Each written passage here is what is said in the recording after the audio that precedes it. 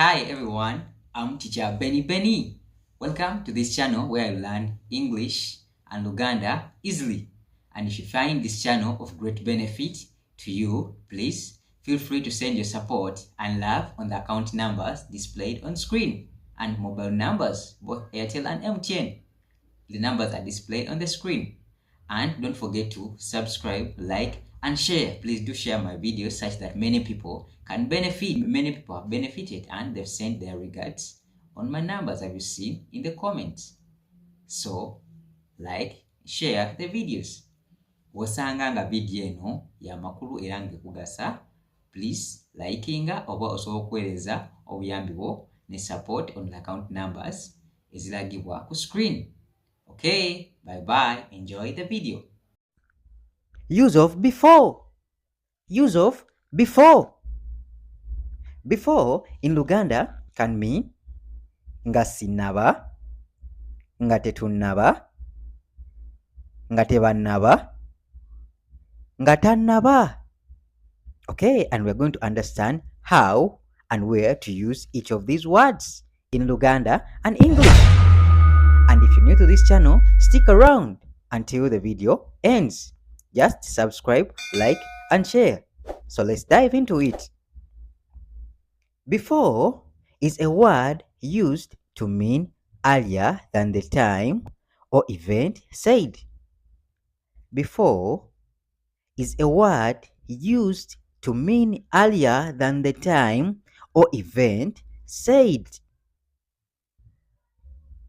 Kye kigambo ekikozesebwa okulaga ekintu ekikolebwa mu kadde k'emabega okukira akadde akaliwo.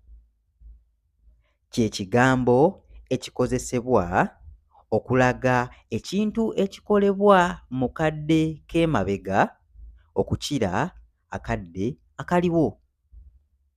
Kye kigambo ekikozesebwa okulaga ekintu ekikolebwa mu kadde k'emabega okukira akadde akaliwo. And for the reference on time, refer to the video above about learning time in Luganda and English. Okay, let's proceed. It is used to show what is done first and last. Before is used to show what is done first and last. Ekozesebwa okulaga ki ekikolebwa okusooka n'ekisembayo. Ekozesebwa okulaga ki ekikolebwa okusooka n'ekisembayo. Ekozesebwa okulaga ki ekikolebwa okusooka n'ekisembayo. It is an adverb of time. It is an adverb of time. Kye kigambo ekikozesebwa okwogera ku budde oba akaseera. Kye kigambo ekikozesebwa okwogera ku budde oba akaseera. Before in Luganda, as we've earlier said, it can be, if you're using I, which is inze in Luganda, you use nga sinaba. I stroke inze, you use nga sinaba. They or them stroke bo in Luganda, you use nga tebannaba. For they, them, stroke bo, you use nga tebannaba. For we, stroke fe, you use nga tetunnaba. We, stroke fe in Luganda, you use nga tetunnaba. He or she, stroke ye in Luganda, you use nga tannaba. For he or she stroke ye in Luganda, you use nga tanaba. Okay, let's repeat one more time so that you grasp it. I, inze, you use nga sinaba. They, them, obo in Luganda, you use nga tebanaba. Nga tebanaba. For we, or fe, you use nga tetunaba. For he or she, stroke ye in Luganda, you use nga tanaba. Okay, let's have examples. Ebyokulabirako. Examples. I wash hands before eating food. I wash hands before eating food. Nze naaba engalo nga sinnaba kulya emmere. Nze naaba engalo nga sinnaba kulya emmere. Hope you can see. For I have used nga sinnaba. Nze naaba engalo nga sinnaba kulya emmere. They first pray before sleep. They first pray before sleep.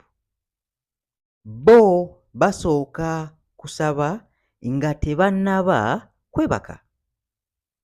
Bo basooka kusaba nga tebannaba kwebaka.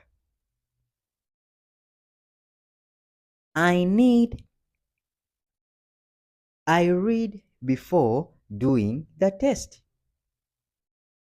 I read before doing the test. Nze nsoma nga sinnaba kukola kigezo.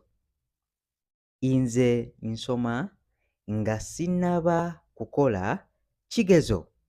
For I use nga sinnaba, as you know.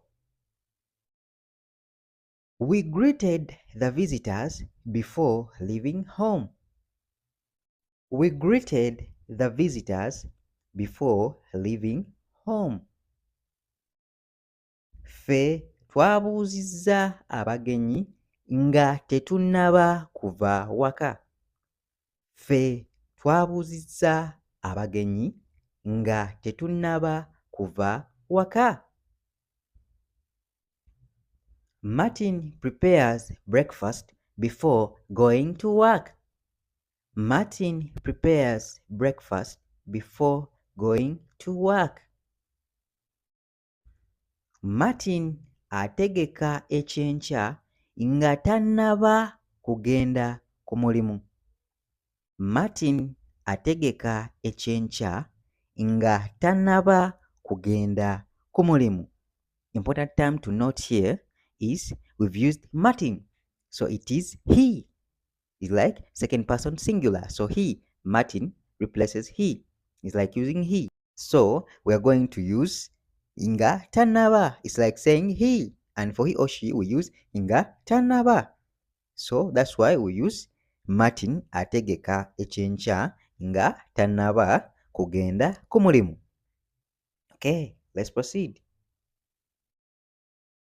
Sylvia goes jogging before bathing. Sylvia goes jogging before bathing. Sylvia agenda nadduka nga tannaba kunaaba. Sylvia agenda nadduka nga tannaba kunaaba. So here we've used nga tannaba because we use the name Sylvia. It's like saying she. Second person singular. So Sylvia goes jogging before bathing. It is Sylvia agenda nadduka nga tannaba kunaaba. Think before you act. Think before you act. This is a common phrase in English, mostly used in movies. Think before you act. Lowooza nga tonnaba kukola. Lowooza nga tonnaba kukola. Okay, hope you've learned using before, both in English and Uganda. We shall continue on in the next video, but don't forget to hit the subscription button such that you follow my videos. Bye bye. Weraba.